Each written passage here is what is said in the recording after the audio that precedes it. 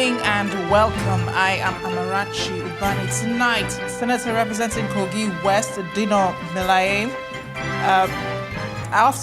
hospitalized after jumping out of a police van while being conveyed to Lokoja for trial, unfinished journey to Lokoja.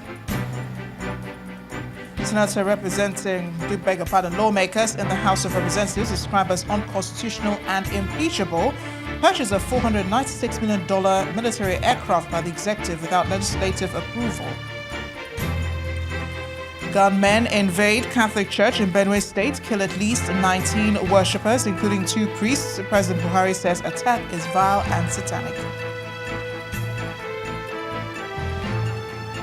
And U.S. President Donald Trump threatens big problems if Iran resumes its nuclear program after a 2015 international agreement. On business news tonight, Nigeria's investors and exporters foreign exchange window marks 1-year anniversary as analysts issue warnings on forex stability. On sports news tonight, Super Eagles coach Gernot Rohr says his team isn't fully ready for the World Cup, barely 51 days to the biggest football showpiece. And from Abuja, court remands former governor of Katsina State Ibrahim Shema in EFCC custody over alleged 5.7 billion naira fraud.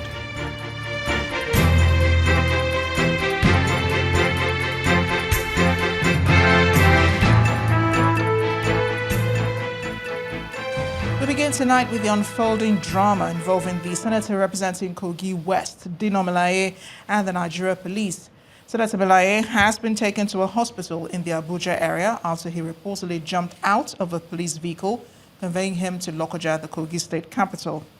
Earlier today, the lawmaker had surrendered to operatives of the Inspector General of Police Monitoring Unit in Abuja, after which he was interrogated over his alleged involvement in the supply of arms to some political thugs arrested in Kogi state in January.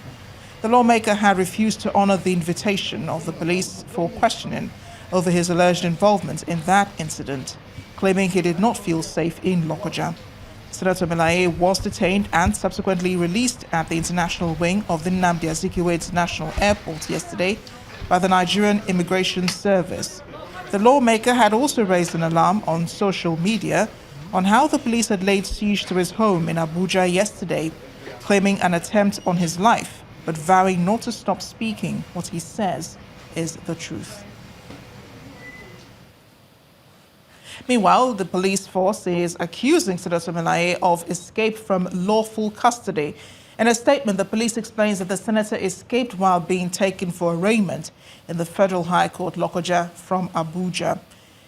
He says hoodlums and miscreants in 2 Toyota Hilux vehicles blocked the police vehicle, conveying Senator Melaye around Area 1 roundabout, Abuja. And in the process, the senator jumped out of the vehicle through the window and escaped. He adds that the police team reinforced and trailed him to a hospital in Abuja, where he was rearrested. Meanwhile, the Deputy Force Public Relations Officer, Aremu Adeniran, has been speaking on the events, leading to the surrendering of Senator Melaye to security operatives, having been on its wanted list since March 2018. We are going to court now. The police obtained a warrant of arrest and trailed him to his house at Maitama, Abuja, and cordoned off the place. Police exercise restraints from undue provocation from some internally displaced persons mobilized by the senator, mostly youths, pregnant women and children. They barricaded road leading to his house with wood and navy stones and restricted access. He, however, surrendered himself to the police this morning, 24th of April 2018, for investigation on the allegations against him.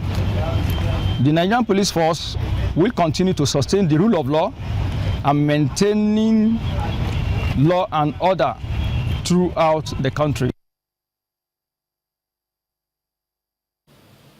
In the meantime, the lawyer representing the embattled senator, Mr. Mike Ozekome, is accusing the Nigeria police force of abducting his client with the aim of forcefully arraigning him at a federal high court in Lokoja, the Kogi state capital. Mr. Ozekome told Channels Television that the attempt to take Senator Melaye to Lokoja is an affront on democracy and the rule of law. He explains that the police told his clients that he was to be arraigned in a court in Abuja, only for them to head towards Lokoja.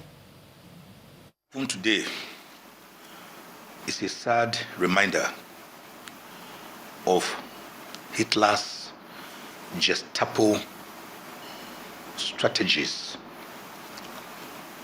of attempting to annihilate all opponents. And Nigerians have to wake up to the reality of the perilous times that we are now going through, and more perilous times ahead in the weeks, months, in the days, in the weeks, in the months ahead because of 2019 election.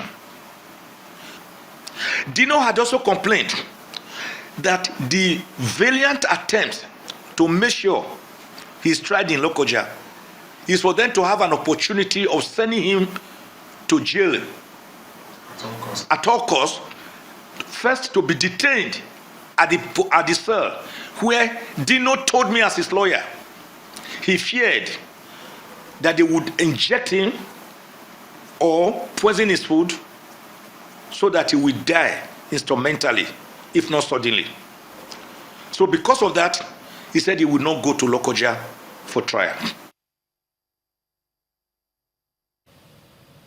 Now, some members of the House of Representatives have described the payment of the executive of over $400 million for 12 Tucano fighter aircrafts without the approval of the National Assembly as unconstitutional and impeachable.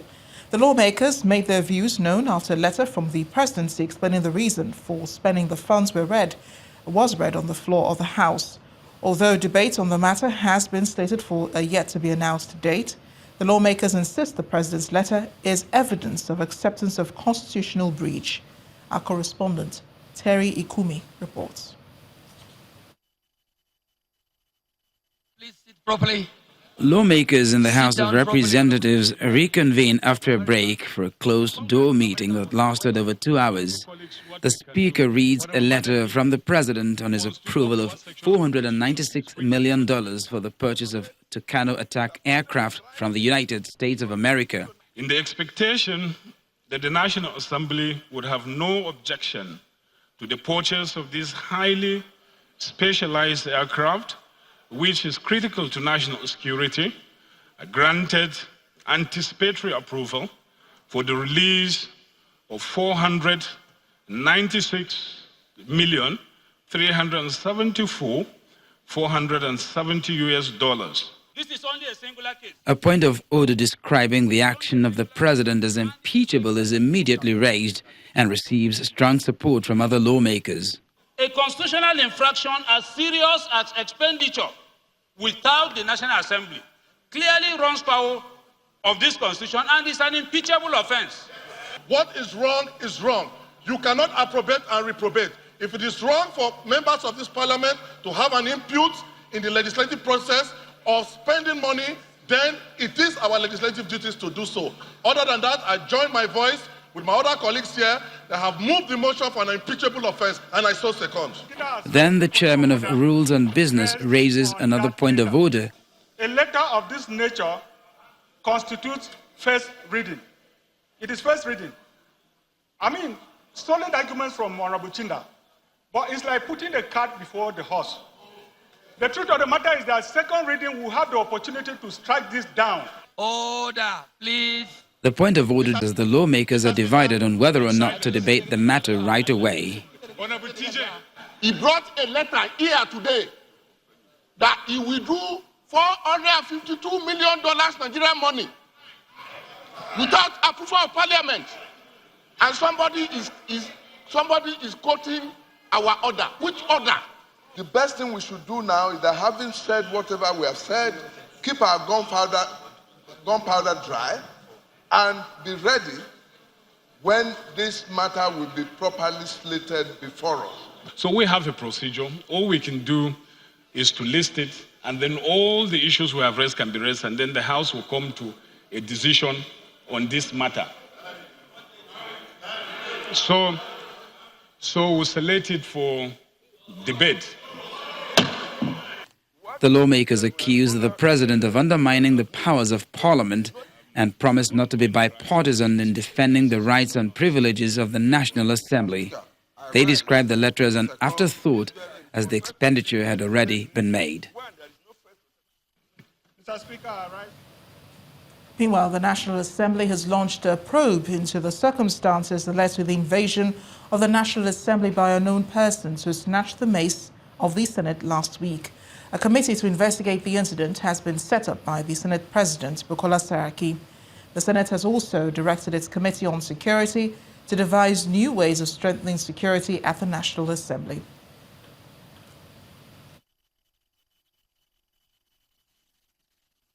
Nearly 1 week after thugs invaded the National Assembly, the Senate is setting up a joint committee with the House of Representatives to investigate the factors that led to the invasion of the National Assembly.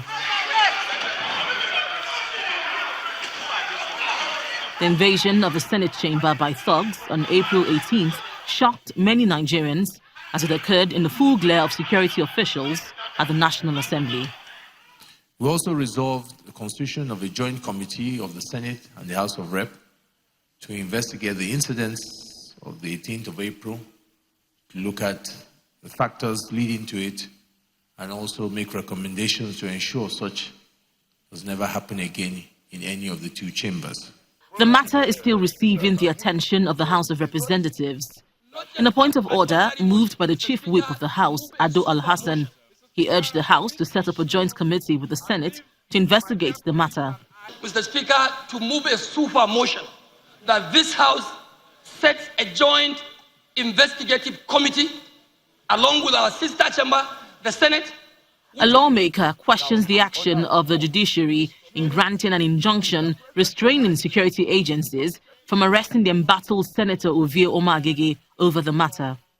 There was an order of court restraining the police from arresting this same president. Somebody who should have been detained by the police. Somebody under the court, Mr. Speaker, I think unless we are not being fair to ourselves, the judiciary will be the first institution to truncate this democracy. The motion was amended and put to vote by the Speaker. By the Constitution, by Section 59, we can only have one joint committee. That's the Joint Committee on Finance. Those in favor of the amendment say aye. Those against it say nay. Ayes have it. The National Assembly has vowed to ensure that the culprits are brought to book to prevent a reoccurrence. Linda Akibe, Channels Television News. In part two, after the break, more on the bloodletting in Benue State. We have a retired military officer, Major General Cecil Esekaibe, to examine the issue. Stay with us.